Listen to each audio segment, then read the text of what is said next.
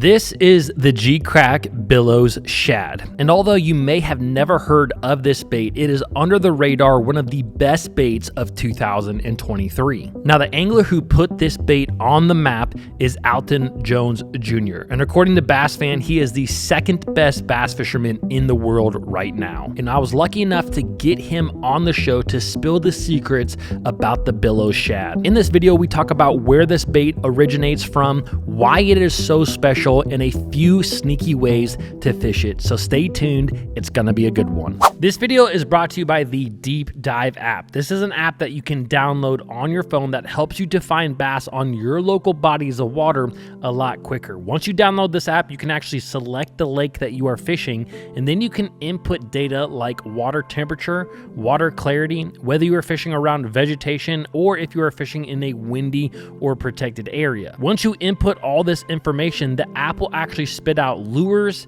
techniques, and areas that you can go on your local body of water to catch bass. This app is backed by hundreds of different tournament results from across the nation and can be extremely accurate. So if you guys would like to help support the Bass Fishing HQ channel and allow me to bring more videos like this to you, hit that link down below and download the Deep Dive app today. I just wanted to know from you, like, what was the first thing that you saw about this particular bait, the Bellows Gill, that really made it just kind of stuck out in your mind? Because obviously something attracted you to it, and there's a lot of anglers who might look at it and be like, what is that? So that's the first thing I really wanted to know from you. Yeah, so it's actually been a couple years coming to get to the point where we are now, you know, kind of putting these baits on the map, you know, kind of showcasing it to the world.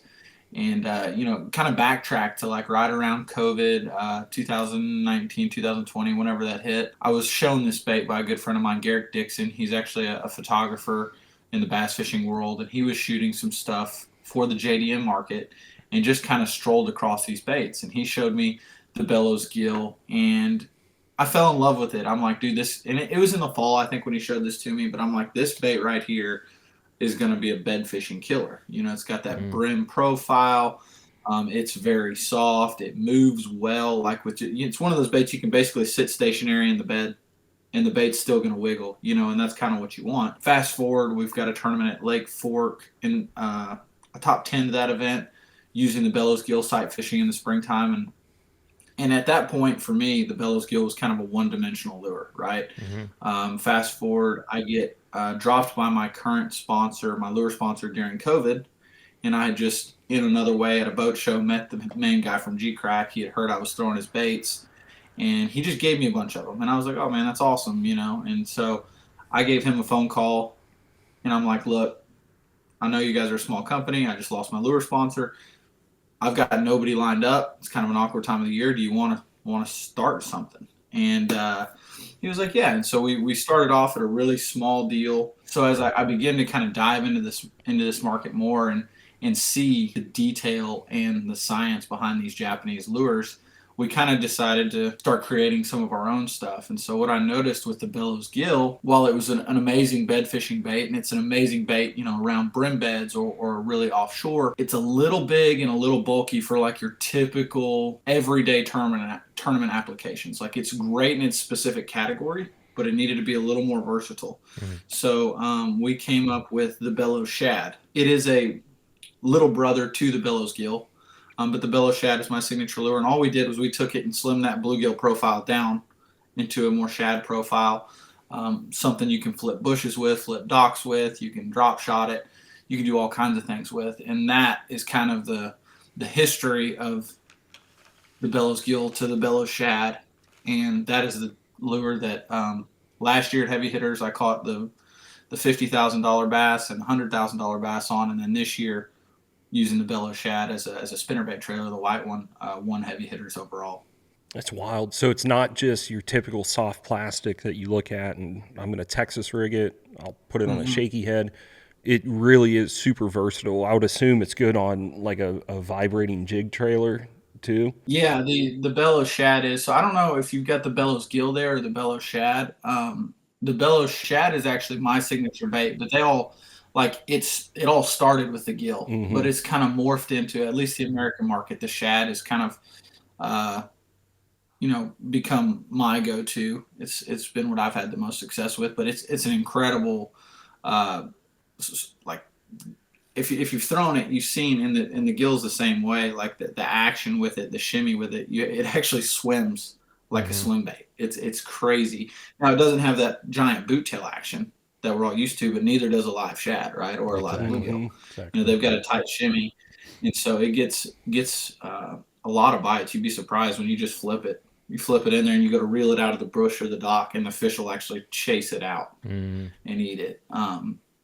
So it's that's kind of the full circle story of how we got to where we are today. And now that they've seen success in the U.S. market, they're obviously a lot more in tune and open to ideas, and we're in the process of developing a lot of different stuff that I'm really, really excited about. I think something that, and you just said it, but so many of the different baits on the market these days, you think of baits that imitate a shad or a bluegill, they're going to have that boot tail on them for the most part.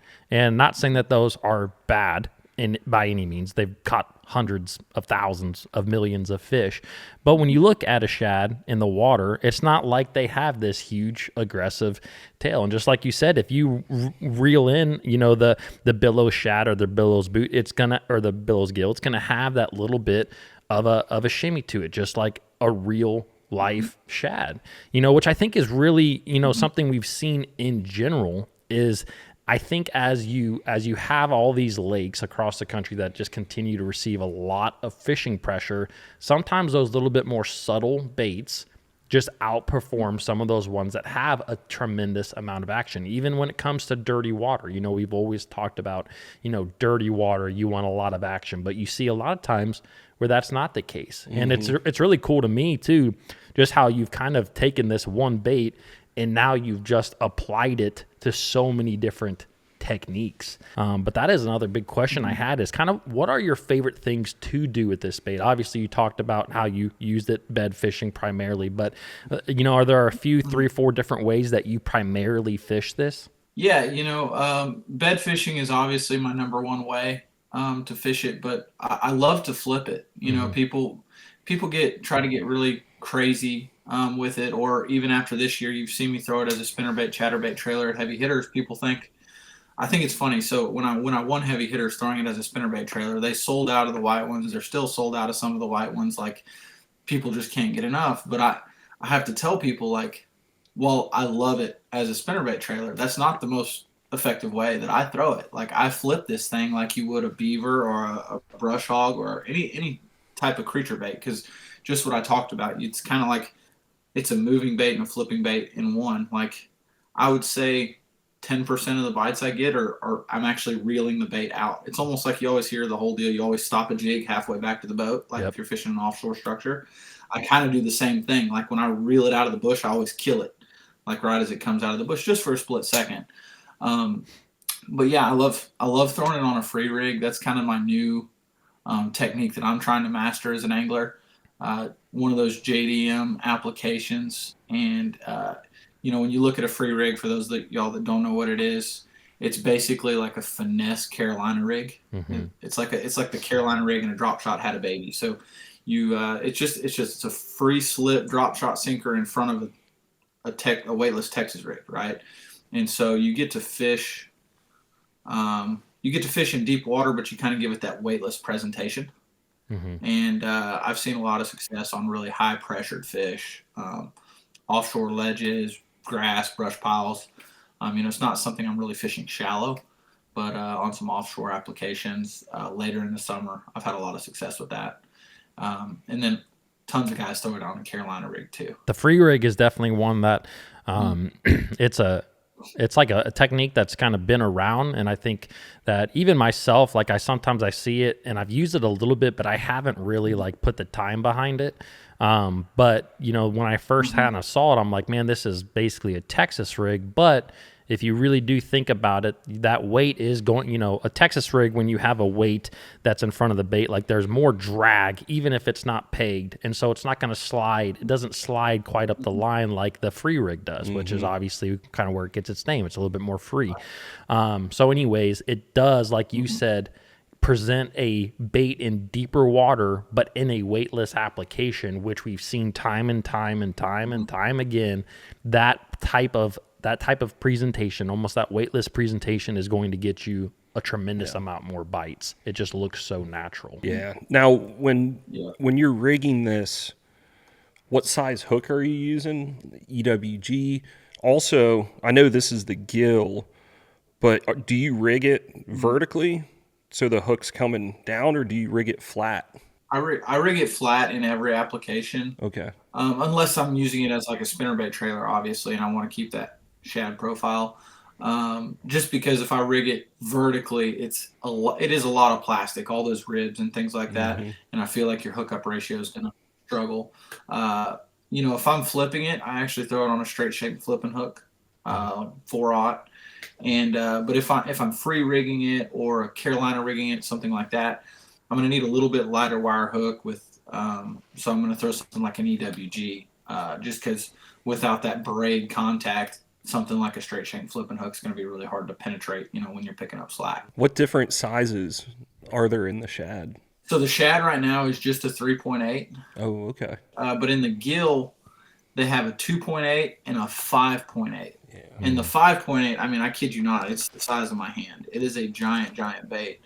And when we talk about learning things from the Japanese market, you will be shocked at how many guys throw that 5.8. In Japan, that's probably the best-selling size. Yeah. So you look at that here, and you're like, that's way too big, only if I'm going for a kick or bite. And while it's a great thing for a big bite, something about that giant profile, and they throw it weightless a lot of times, really generates a lot of bites. So we're actually working on coming out, which I wish I had it right here. I've got prototypes of the new shad size.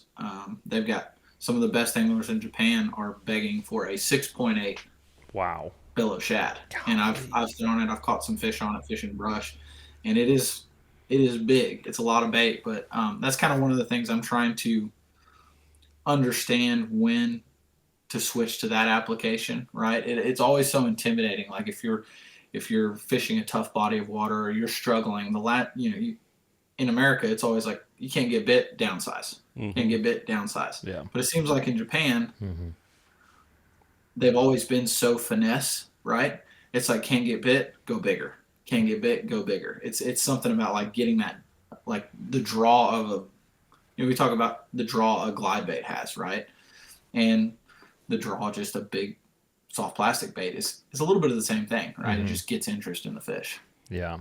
That's something, it's so interesting you say that because, this is our 9th or 10th episode of the Bass Juice podcast. And we've had that similar conversation with a few different anglers, definitely one with Kenta Kimura, obviously an angler who's from Japan.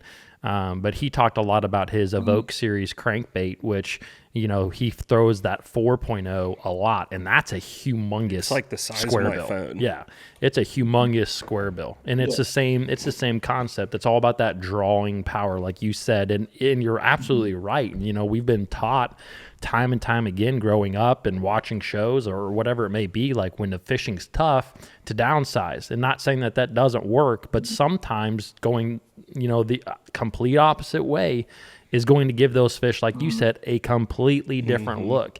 And although they may not know what it is, it's just so intriguing to them, they have to go and look at it. I mean, a 6.8, that's got to be about the size of your face. I got a big head. It's big. You really hit the nail on the head there with saying intrigue. Because I don't know if y'all have seen it. Y'all familiar with the Geecrack Emo Kamushi? I think we have a that's It's kind of like the emo ripper. I don't know. I saw it on your piece. I saw it looks like an emo ripper on your piece of paper there, but it's actually it's a cover scat style bait. It's a heavy gravity. There it is. Yeah. Is that what they call it? The category of lure. HSG. Weightless, but it's got skirt. Yeah, there you go. It's got skirt material all through it, and it is the ugliest thing you've ever seen. I encourage you to look it up. But I have fallen in love with throwing this thing, and it's exactly that. It's intrigue. I can't figure out what the bass think it is. Like it doesn't really match any forage. but it's unique and it creates that intrigue. Yeah. And I think a lot of times, like on really tough bodies of water where they've seen every hover, stroll, and jerk bait and drop shot, like just having something ugly and intense, it just gets their attention. Yeah. No, I think for me too, like that's something that I love fishing a floating worm, a bubblegum floating worm. And it's like you just said, there's nothing in nature that looks like that, right? There's nothing, but that is one of the best baits around that spawn, pre-spawn, post-spawn time frame that you can throw. But there's nothing, I think as anglers, we do often want to know why. Why are the bass eating this? And sometimes you just kind of have to put that like to the wayside and be like, they're eating it. That's all that matters, And the same thing with these baits, like you're talking about. Yeah, and I think we as anglers there's times to match the hatch, and that's a lot of times. But I think we overcomplicate things and forget that a bass is an opportunistic feeder. Dude, I've seen fish with snakes, birds, rats, turtles. I mean, anything they can get their mouth around that they think, hey, that's an easy meal, and I've got the advantage over this prey. A lot of times they're going to give it a chance, if they're in that right feeding window.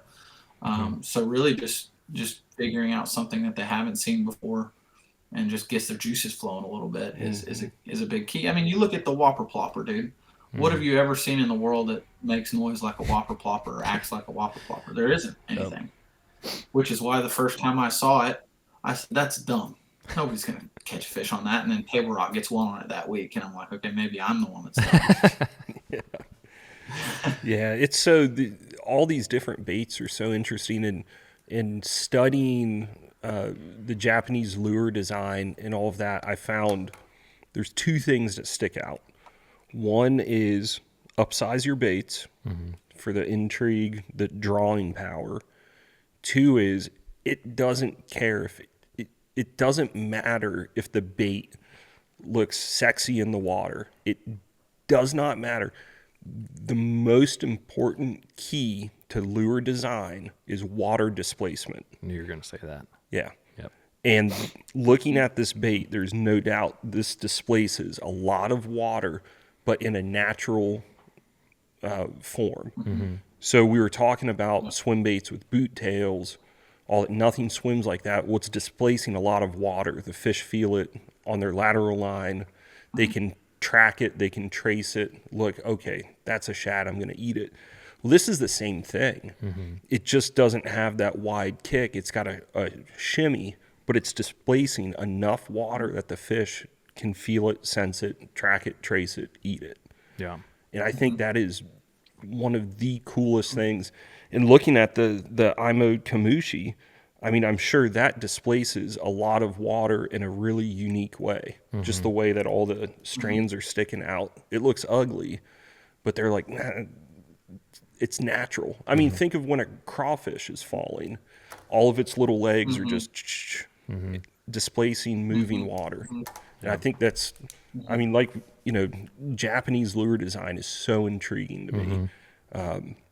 I think because it takes everything you've learned, you've read in magazines, kind of throws it out the window. Like, it's not wrong, but it's just a different way to do it. Yeah.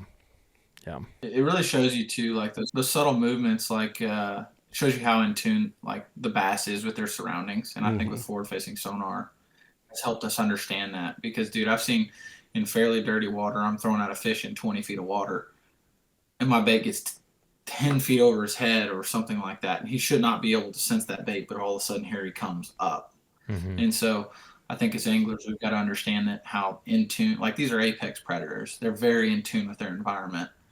Yeah. And it doesn't take a lot to get his attention. It may take a lot in times to get him to bite, but like to get their attention, they know what's around them. Exactly what you just said. We were fishing a tournament earlier this year, and I was throwing like a 16th ounce fly, right? It's a marabou jig basically. And I cast this thing out. I'm looking at some bass on my Mega Live, and they weren't responding to it at all. And then I like cast it way over their head, and I'm like, you know what? Like, as I'm casting, I'm like, I should just try something different. So I just start reeling that thing really fast, and it's not even skipping across the water, like making noise. It's just below the surface a foot or two. And these fish came from 10 or 12 foot up, like, and started chasing it. Like, and I'm like, this thing is this big, you know, like they're sensing that thing this big above their head, 10 or 12 foot. And I'm like, it was amazing to me. But just like you said, you know, bass are apex predators, you know, and they can sense those little things. That it's just crazy to me when you really think about it. 100%. Now, let me ask you a question. Do you have any experience with the bug pea? I do. So I caught a fish on it yesterday. All right. You know, I haven't smashed them on it. Like I have really caught them well on the Kamushi, right? Especially smallmouth, believe it or not. The big Kamushi too. I haven't been put in that scenario where the bug pea really excelled for me yet, but I was in a scenario, not this past year, but the year before at Mille Lacs, where I would have killed to have had that bug pea. It's obviously, it's kind of that same family, like the super high rate of fall, you throw it weightless. And when ribbed properly, those little legs, they're super subtle. Again, we talked about subtleties, they're just going to wiggle on the way down. I was catching smallmouth at Mille Lacs on these boulders on the Kamushi, and it was just a little big for them. Like I was having some fish, you know, swim off with it, and I couldn't get the hook in them. Had I had that bug pea, I know for a fact they would have eaten it.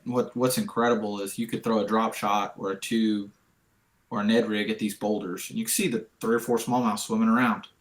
And I did it multiple times. For 10 minutes, I've got a drop shot sitting over there.